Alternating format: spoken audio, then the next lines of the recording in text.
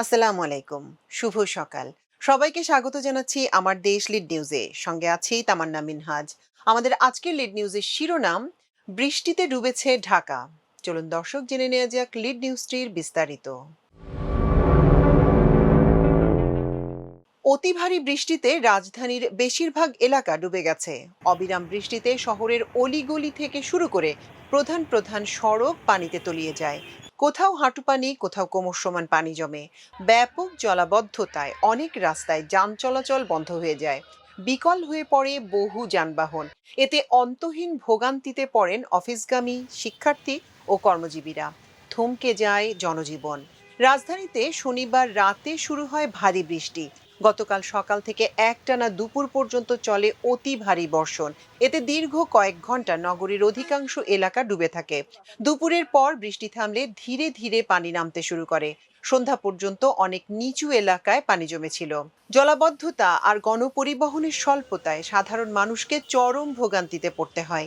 অতিবৃষ্টি ও অপর্যাপ্ত নিষ্কাশন ব্যবস্থার কারণেই রাজধানীতে এই পরিস্থিতি সৃষ্টি হয়েছে বলে জানান বাসিন্দারা।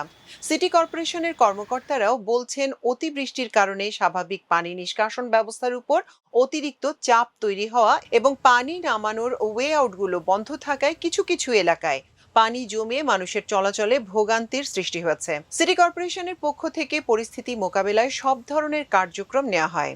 আবহাওয়া অধিদপ্তর জানিয়েছে, শনিবার সন্ধ্যা ৬টা থেকে রবিবার সন্ধ্যা ৬টা পর্যন্ত ২৪ ঘন্টায় নগরীতে ১৭৫ মিলিমিটার বৃষ্টি রেকর্ড হয়। রোববার ভোর ৬টা পর্যন্ত পূর্ববর্তী ১২ ঘন্টায় ঢাকায় ৯৫ মিলিমিটার বৃষ্টিপাত রেকর্ড করা হয়। আর সকাল ৬টা থেকে দুপুর ১২টা পর্যন্ত ৮২ মিলিমিটার বৃষ্টিপাত রেকর্ড করা হয়। সব মিলিয়ে ৩০ ঘন্টায় ১৮০ মিলিমিটার বৃষ্টিপাত রেকর্ড করা হয়েছে, যা চলতি মাসের সর্বোচ্চ। এর আগে ২০০৯ সালের জুলাইয়ে একদিনে রাজধানীতে সর্বোচ্চ ৩৩৩ মিলিমিটার বৃষ্টি হয়। টানা বৃষ্টিতে জাহাঙ্গীর গেট, মহাখালী, প্রধানমন্ত্রীর কার্যালয় এলাকা, গ্রিন রোড, তেজগাঁও, নাখালপাড়া, পান্থপথ, কলাবাগান, মগবাজার, মালিবাগ, মধুবাগ, রামপুরা, ধানমন্ডি, মোহাম্মদপুর, শেওড়াপাড়া, কাজীপাড়া, নিউ মার্কেট, আজিমপুর, মতিঝিল, পুরান ঢাকার পুরো এলাকা এবং বসুন্ধরা আবাসিক এলাকা সহ রাজধানীর বিভিন্ন প্রধান সড়ক ও অলিগলিতে হাঁটু থেকে কোমর সমান পানি জমে যায়। মতিঝিলে মেট্রো রেল স্টেশনের ফুটপাতেও পানি থই থই করছিল। ফলে যান চলাচল ব্যাহত হয় এবং অনেক স্থানে গাড়ির ইঞ্জিন বিকল হয়ে যাওয়ায় চরম দুর্ভোগে পড়েন সাধারণ মানুষ ও কর্মজীবীরা। এতে প্রধান সড়কে তীব্র যানজট সৃষ্টি হয়। জলাবদ্ধতা ও যাতায়াত সমস্যার কারণে রাজধানীর বেশ কিছু শিক্ষা প্রতিষ্ঠানে চলমান অর্ধবার্ষিক ও অন্যান্য পরীক্ষা স্থগিত করা হয়েছে। এর মধ্যে রয়েছে মণিপুর উচ্চ বিদ্যালয় ও কলেজ, ভিকারুন্নেসা নুন school and college Bailey road শাখা, ওয়াইডব্লিউসিএ উচ্চ মাধ্যমিক বালিকা বিদ্যালয় গ্রিন রোড শাখা, Birshreshtha Nur Mohammad public college, Nalanda school Shankar, navy anchorage school and college Khilkhet. ভারী বৃষ্টিতে সকাল থেকেই কর্মমুখী মানুষকে তীব্র ভোগান্তি পোহাতে হয়। বাড়তি ভাড়ায় রিকশা বা সিএনজি চালিত অটোরিকশায় গন্তব্যে পৌঁছানোর চেষ্টা করলেও অনেকেই ঘন্টার পর ঘন্টা যানবাহন না পেয়ে রাস্তায় আটকে থাকেন। দুপুর ১২:৩০টায় কোমর পানিতে ভাসছিল বংশালের রাস্তা, দোকানপাট পানিতে থই থই করছিল।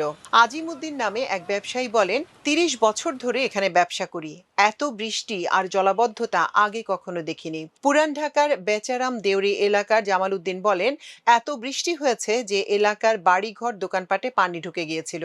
পুরো এলাকায় যেন পানিতে থই থই করছিল। তিনি আরো বলেন, প্রতি বছর জলাবদ্ধতা হলেও এবারের অবস্থা খুবই নাজুক। ভারী বৃষ্টির পানিতে জলাবদ্ধতায় ফার্মগেট, নাখালপাড়া সংযোগ সড়কের অধিকাংশ এলাকা কার্যত ছোটখাটো খালে পরিণত হয়। রিকশা বা ভ্যান ছাড়া এই পথ পাড়ি দেওয়ার কোনো উপায় নেই। এ সুযোগে যাতায়াত ভাড়াও বেড়েছে ৩ থেকে ৪ গুণ। জলাবদ্ধতায় তেজকুনিপাড়া, নাখালপাড়া ও শাহিনবাগের নিচু এলাকার বাসাবাড়ির নিচতলার বাসিন্দারা সবচেয়ে বেশি বিপাকে পড়েন। ঘরের ভেতরে পানি ঢুকে যাওয়ায় আসবাবপত্র বাঁচাতে অনেকেই সেগুলো খাটের ওপর স্তূপ করে রাখেন। এসব এলাকায় মুদি দোকান, হোটেল ও ছোট ব্যবসা প্রতিষ্ঠানে পানি ঢুকে ব্যবসায়ীরা ক্ষতির মুখে পড়েন। সকালে স্থানীয় বাজারে সবজি, নিত্যপণ্য ও রান্না করা খাবার সংগ্রহেও ভোগান্তি হয়। নিম্ন আয়ের বহু পরিবার পানি কমার অপেক্ষায় ঘরেই অবস্থান করেন। সবচেয়ে সমস্যা তৈরি করেছে খাবার পানির সংকট। ঢাকা ওয়াসার ভূগর্ভস্থ পানির পাম্পগুলো নোংরা পানিতে ডুবে যাওয়ায় বেশিরভাগ বাড়িতেই সাপ্লাইয়ের পানি ব্যবহারের অনুপযোগী হয়ে পড়ে। বিভিন্ন এলাকায় বিদ্যুৎ সংযোগ সংযোগ বিঘ্নিত হওয়ায় মোটর চালিয়ে পানি তোলা সম্ভব হয়নি, ফলে বিশুদ্ধ পানির সংকট দেখা দেয়। তেজকুনি পাড়া সুমন আহমেদের অভিযোগ, প্রতি বছর বর্ষা এলেই এই এলাকার বাসিন্দাদের একই নিয়তি বরণ করতে হয়। ড্রেনেজ ব্যবস্থার সঠিক সংস্কার না হওয়া এবং আবর্জনায় নালাগুলো বন্ধ থাকায় বৃষ্টির পানি নামতে ঘন্টার পর ঘন্টা সময় লাগে। একদিকে জলাবদ্ধতার কারণে স্থবির হয়ে পড়েছে স্বাভাবিক জীবনযাত্রা, অন্যদিকে বিশুদ্ধ পানি ও খাবারের অভাবে তৈরি হয় মানবিক সংকট।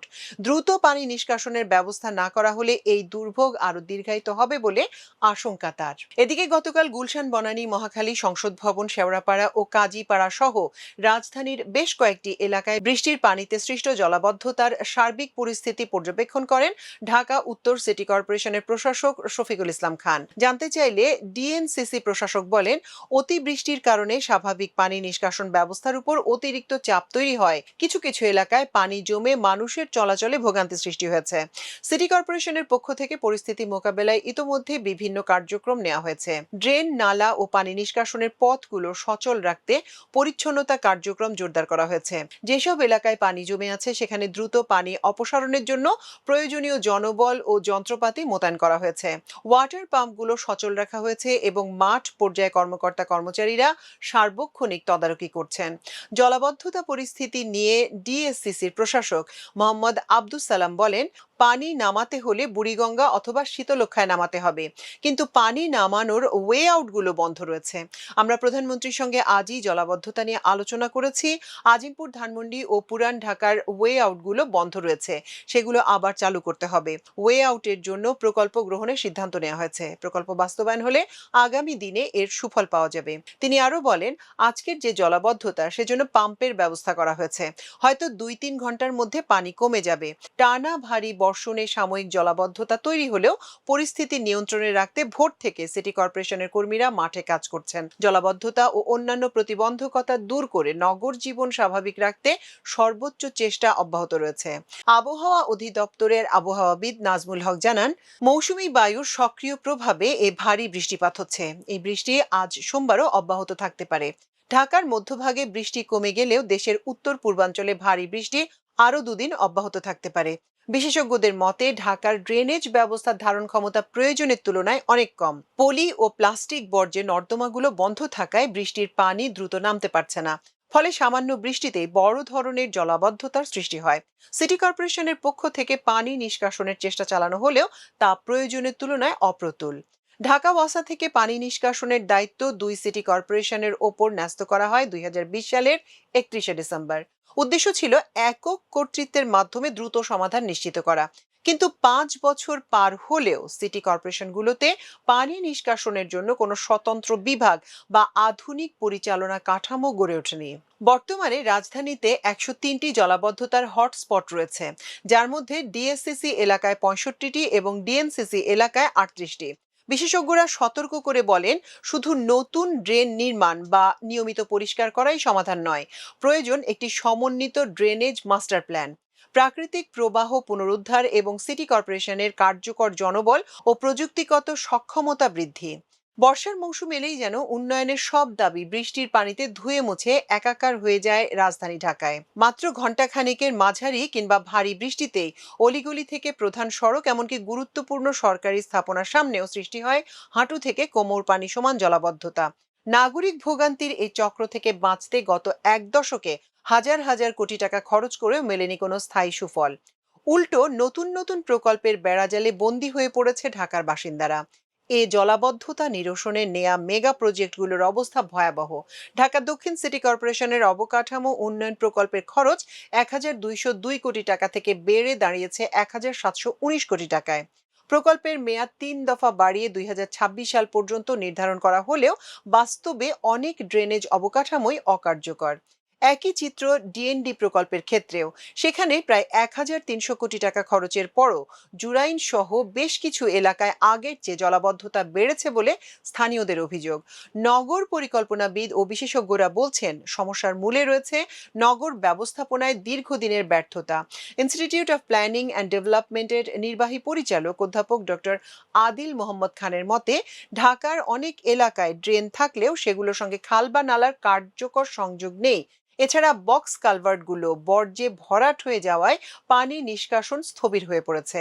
পরিকল্পনাহীন বিচ্ছিন্ন উদ্যোগের কারণেই কোটি কোটি টাকা ব্যয়ের সুফল মিলছে না। গবেষকদের মতে গত 8 দশকে ঢাকা প্রায় 120 কিলোমিটার খাল হারিয়েছে। যে খালগুলো দিয়ে বৃষ্টির পানি নদীতে যাওয়ার কথা ছিল, তার বড় একটা অংশ এখন দখল, ভরাট কিংবা বক্স কালভার্টে রূপান্তরিত। এই বক্স কালভার্টগুলো এখন পানি নিষ্কাশনের পরিবর্তে বর্জ্যের ভাগাড়ে পরিণত হয়েছে। দর্শক, এই ছিল আমাদের আজকের লিড নিউজের আয়োজন। এতক্ষণ সঙ্গে থাকার জন্য কৃতজ্ঞতা। আল্লাহ হাফেজ।